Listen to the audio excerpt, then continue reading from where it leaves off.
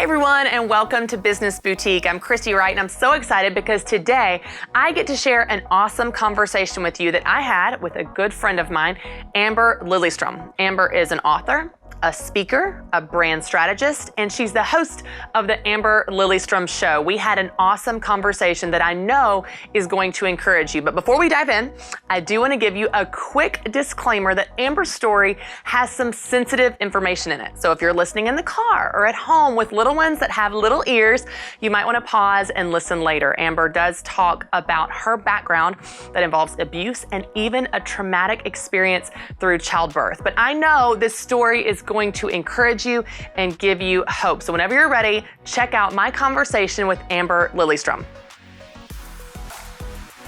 Amber, thank you so much for being here. Christy, I am so excited. It's an honor. Thank you, sister. So the backstory of this, for those of you watching and listening, is that I was on Amber's podcast and we had such a great conversation. And as soon as we stopped recording, I was like, I have to have you on my podcast. And that was even before I knew your story. So I'm jumping ahead. Let's just back up. Amber, tell our listeners who you are and what your business is. Yeah, so I'm Amber Lilyestrom, and I am a transformational coach in the realm of branding and business specifically, and I help female entrepreneurs really get clear on who they are and how their business is going to support them in stepping into the fullness of who they actually are. I am a mom. I am a wife. I am someone who is on the path of every single day trying to be more present for this magnificent life that I have been gifted to live. And I've really worked hard at trying to align my work with my faith and with my passion and bringing all of those things together in a way that serves others in the same realm. Well, I even love how you describe your business and describe yourself and describe what you do, because you use very specific words, even in describing this life. And because I know the backstory, I'm sure part of that is your perspective from what you've been through. So let's go back to the beginning of how your business, this business that you're running today, how did this whole thing get started? Yeah. So if we go way back, and I'm not sure if you know this part of the story, Christy, but I think it's really important. And I think it's actually really relevant for the times that we're in, with women really stepping into their power and creating the life that they actually want to be living, not the one that we sort of have been trained or conditioned to think we have to live. And so if we go all the way back, and ultimately to the age that my daughter is now, 5 years old, I had my first speaking opportunity when I was 5 years old at the Boston Municipal Courthouse. And what I was doing was testifying against my abuser. I was sexually abused when I was 3.5, 4 years old. And this is an important part of my story because my mom was an entrepreneur and she had her own business. She was a photographer. She had been published in Powder magazine, and she was just this incredible artist. And she had built her own business that she was really, really proud of, a business that actually helped her to put a down payment on my childhood home. Wow. And when this happened, I was at a childcare provider's home, and my mom was off doing her business. And of course, my dad, in a very traditional family, middle-class family lifestyle, was a national sales manager and doing his job. And his was very much a 9-to-5 travel kind of job.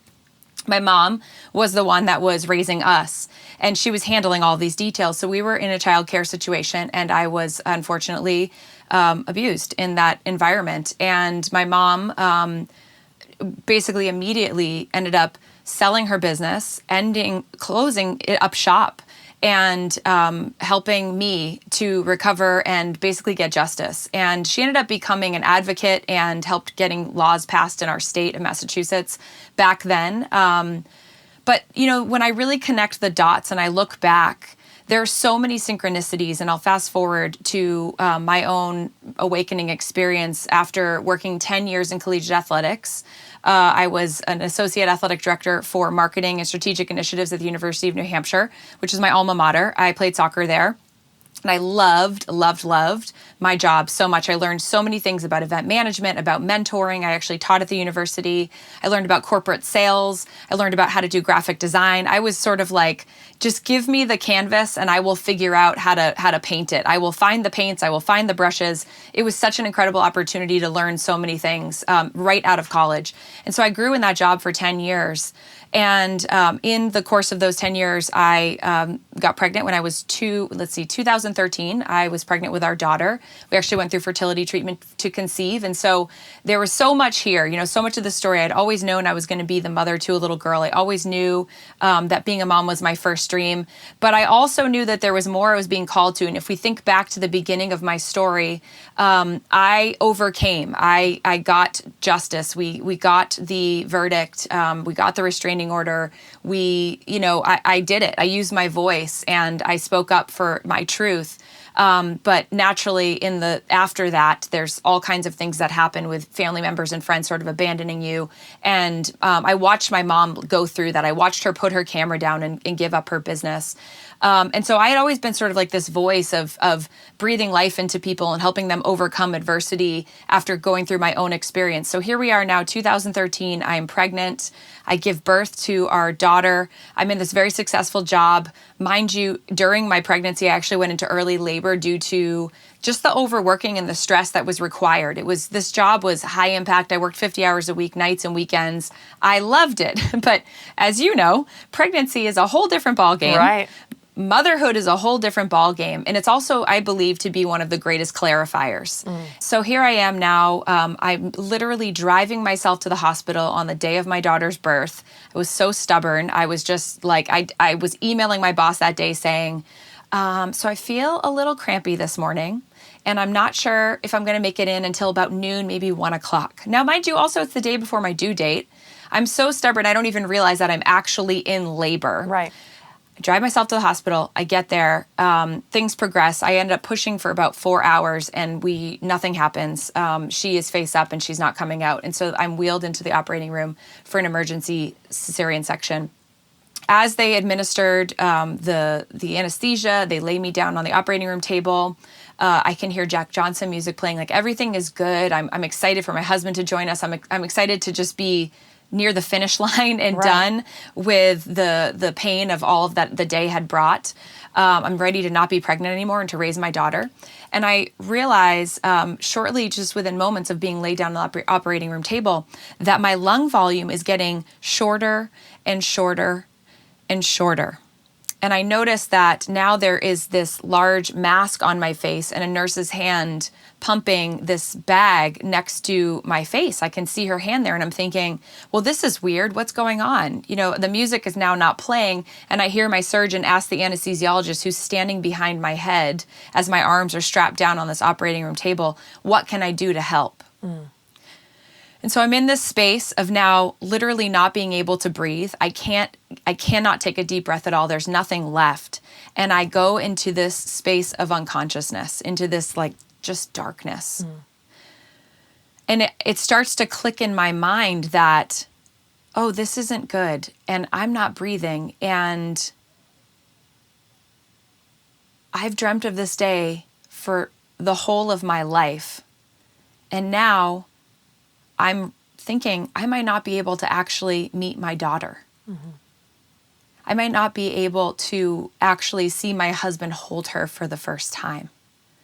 And I'm flooded with this feeling of deep frustration and regret and rage, because what comes forth is this deep knowing that I'm not doing what I know I'm here to do. I'm not living out the life that I know I was created for. I'm not sharing my story. I'm operating inside of a box, and yes, I'm successful, but I'm not doing it. Those words were blaring in my brain. And it was this deep sensation of loss, which was thankfully in that moment sort of just dissipated. And suddenly in my mind, I'm seeing the faces of my husband and of my parents and of people that I love in my life. And it's almost as if, God's sort of infusing me with love and reminding me of what really matters. And I go into this state of just deep and profound appreciation. And incredible gratitude, and it's just washing away any sense of loss or fear that I was feeling. And it was in that place, Christy, where I completely surrendered my life. And I just said, if this is God's will for my life, then I release. And if this is what's supposed to happen next, I know that everything's going to be okay. It was like I was overtaken. And in that moment of profound release, gratitude, surrender, and love, it was almost as if a switch had flipped and I was suddenly conscious again. And I was back in the operating room and I could breathe.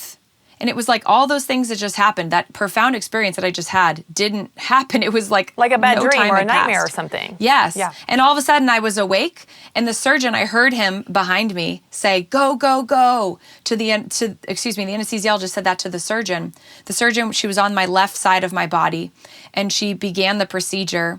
And within moments, my daughter was born. She emerged, and she was amazing, and she was healthy, and she was perfect. And I yelled to them. I said, please get Ben. My husband missed the whole thing. And he came in and he was there. And it was like, I couldn't have comprehended the depth of all of what had just happened, but I knew something had changed and shifted in me. I like to think of it as a quantum leap in consciousness. And that truly is, if you do research on near-death experiences, that's what people report going through. And I think the most important part of that story was that I experienced what I truly believe to be what we feel when we die. And if that is true, if we go to that place of just letting go completely and feeling that profound sensation of love and gratitude and appreciation, then it gives us the invitation to question what it is we're so afraid of while we're living. And so if that becomes a building block for our lives going forward, which it did for me, it gave me the opportunity to look at my life through a new lens and to look at this career that I had loved and I had really married myself to, but now as a new mom and as someone who was very clear on what it was she wasn't doing, i.e., this became the doorway for me to step into what I knew I needed to do. It gives us the opportunity to get rid of the things that aren't working and get in and on our purpose. Well, this is so important, Amber, because I think that your story is so incredible and so powerful.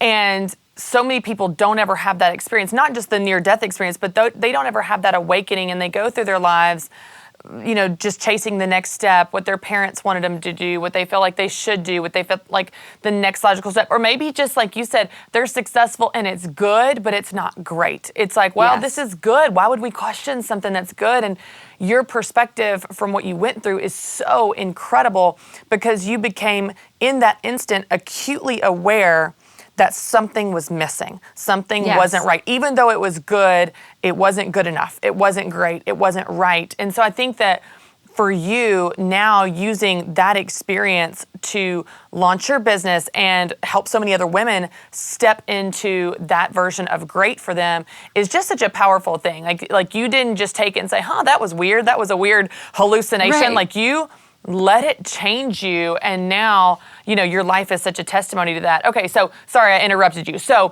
from that point then, you knew, I'm different. I'm different. Yeah. Something has changed. Something that was not right, and we're not moving forward in that same way. So talk me through, what was that transition like? Not only are you transitioning, by the way, to healing your body, which I've had 2 C-sections, so I know all about that, and emergency C-section, by the way, which is way harder on your body. So you're healing your body.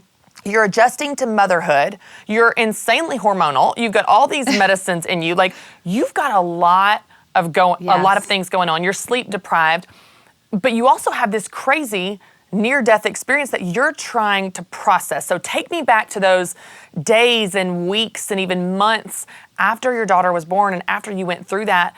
And how did you sort through all of that when you were going through that? Yeah, in those days and weeks and months, right after the procedure, this is a really interesting thing that happened. And I really look at, the Steve Jobs quote about you can't understand your life looking forward. You have to look back to connect the dots. And this is why I started with my childhood abuse story, because it is all connected. And so I came out of the operating room holding my new baby, kind of in this daze of like, what just happened? Now I'm, I've got the things on my legs and the people, and there's just so much healing that needed to happen. And I heard the anesthesiologist say to my husband at the foot of the bed, mind you, the husband who wasn't in the room, so didn't know that any of that had happened. She could breathe the whole time. She could breathe the whole time. And I remember Ben looking at him and saying, yeah, okay. Obviously. And obviously she's here holding our child, got it. And I didn't say anything out loud, Christy, but inside I was screaming and I was saying, that's not true. Right. That's not true. And it reminded me of my childhood when I told my story and half of our family sided with the abuser because he was an extended family member and accused me of lying, accused my mother of lying. Wow. And how we have to fight for our truth, how this theme of what is true for me is something that can so easily be just diminished. Right. And so I saw this play out and think, wow, again, this is a huge, and so it took me some time to really reconcile the truth of what happened for me in that operating room and what I experienced in my physical body, which is my body, and no one else can understand what's happening in here, right? No one else understands what's happening for us. And so I had to really stand emboldened in that. And I had, episodes of my own sort of like PTSD. I remember being in my bed at night and waking up for night feedings and having dreams like I was back in the operating room and waking up and feeling like I couldn't breathe and having to just allow that, the space and time to work itself out. I did some therapy as well, just for additional support. But really, in those weeks, it was like after my body was starting to heal and I was figuring out breastfeeding, I was figuring out all of the challenges of being a new mom. I knew that I didn't want to go back to work. And it wasn't because of the typical, I don't want to go back to work to leave my baby. Of course, that was 100% true for me. I was crying at the office on my first day back, having that experience that is so normal for us. But there was this additional urgency that I felt because I just knew that there had to be a different way. And why is it that in 2013, 14, 15, and now, right, that as mothers, if we don't want to go back to work 3.5 months after our children are born, why do we have to? Right. And I knew I had to crack that code because there were other women who needed me to figure that out for them too. And so I went back to work in that December. I had her at the end of August, and I worked for a few months. 8 months after her birth is when I officially launched my business. And building up to that, I did an online program. I worked with a coach. I started meeting people in these Facebook groups that were entrepreneurs that were doing it. I started spending time hanging out with people who were doing what it was that I wanted to do. I started asking better questions. I worked in the nooks and crannies. I worked late nights. I knew that I was going to have to really push it hard, and it was going to be very uncomfortable and very scary. But if I wanted to make this massive leap going from a 10-year career with the salary to match, the job title on the door, I was going to be the president of all the sport marketing professionals in collegiate athletics in the country. I had built this career, and to just step away from that, without a plan wasn't going to be possible. And so we laid the foundation for the plan. I figured out how much money I needed to make every month in order to pay the mortgage, to keep the lights on in our house. I figured out what that translated to in the new offerings I was offering as a coach. What did that look like? How many clients did I need to welcome in each month to be able to sustain what I was earning in my corporate career? And I did all of these equations and I figured all these things out. And then it kind of just got to the point where I knew I needed to leap. And so I got the sign, I got the invitation from God in the universe, and I got my first client. And it was the biggest blessing. And I'll never, every year I thank Melissa. I send her a Facebook message and an email, and I thank her because she was one of the first people to breathe life into my dream in a way that was completely transformational. And when she said yes to working together, I went to work the next day and had one of the worst meetings of my life. And it was so bizarre, Christy. It felt like an out-of-body experience because I had incredible relationships with my colleagues. And this meeting, I know, was that sort of like foot to kick me out the door to say, girlfriend, you gotta go. You are so uncomfortable now. You are at the point where you cannot turn back. And I got kicked out the door with discomfort. I gave my notice on the Monday. And by the time I left, because I stayed another month to make sure that everything was tied up and that there was a transition plan in place for the next folks who came in to take my job, I had 3 more clients. And so I had 4 clients, and I was actually making more money a month in my business than I was in my corporate career that I was dedicating 50, sometimes 60 hours a week to. It was incredible. Thanks so much for watching, and don't forget to subscribe to my YouTube channel. And if you're ready to make 2019 the year that you go for it, to find your best business idea and actually chase your dream, y'all, you've got to join Business Idea Bootcamp. This is my 4-step course where you go from dreaming to doing. I'm going to teach you how to brainstorm all the ideas and then test and narrow down those ideas to find your best idea. You can join Business Idea Bootcamp by going to businessboutique.com or by clicking the link below.